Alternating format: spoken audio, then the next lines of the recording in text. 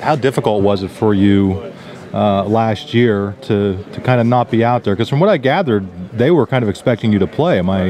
Yeah, well, when I came in, I didn't expect to have to sit out. I didn't even know about the injury until the doctors on the team found it when I first came up. But it was hard just sitting down and watching because I hadn't been able to, hadn't been on the sidelines for most of my football career in my life. So it was hard, but I tried to just learn, take mental note of everything that was going on, and just learn from other people's mistakes and learn from what everybody else was succeeding with and implement that into my own game.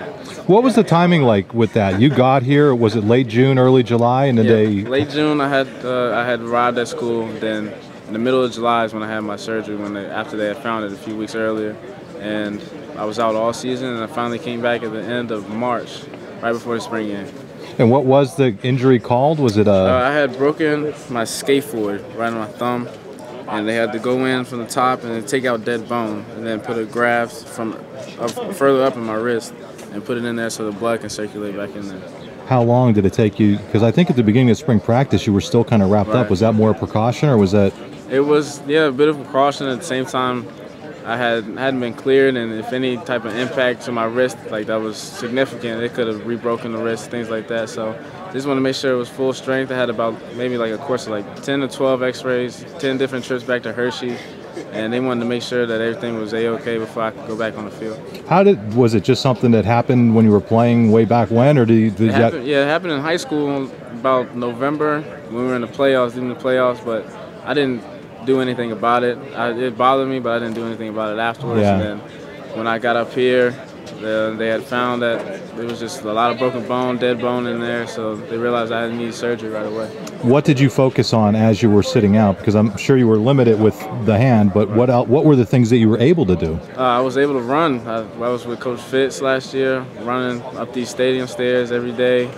I was with him doing sprints, working on 40s, working on basically NFL combine type things, and result of that, I got a lot faster, got a bit stronger on my lower body, and now I'm just getting ready to pick up on my upper body again. How much were you able to absorb from a guy like Allen Robinson? I absorbed a lot. Me and Allen, we talked a little bit last year. He helped me dissect the playbook with Coach O'Brien, even though now it's a new total scheme, but he still helped me in the mental aspect, and regardless if I wasn't able to play, he still tried to keep me up to speed and make sure that I wasn't falling too far behind when I was able to come back.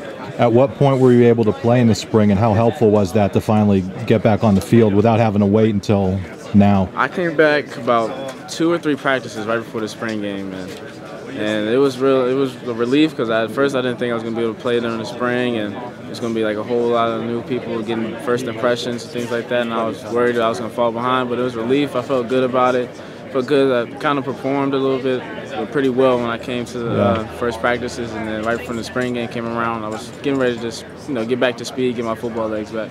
What did you weigh when you got here? When I first got here, I was 193, 194. Because you look stronger. I mean, is that what do you weigh now? And right now I'm 204. And how did you go about doing that while you were still dealing with the diet? I mean, what were the? Well, Fitz made sure I worked out every day, could do right arm lifts, things like that, and Fitz really he got me on a meal plan at the same time. Made sure I ate after every practice and things like that. And I would come in with him early in the morning. He would tell me exactly what I needed to do during the day. And especially when because back in January, I had a larger cast that went all the way up to my shoulder. Yeah. And I was in that all the way till the middle of March.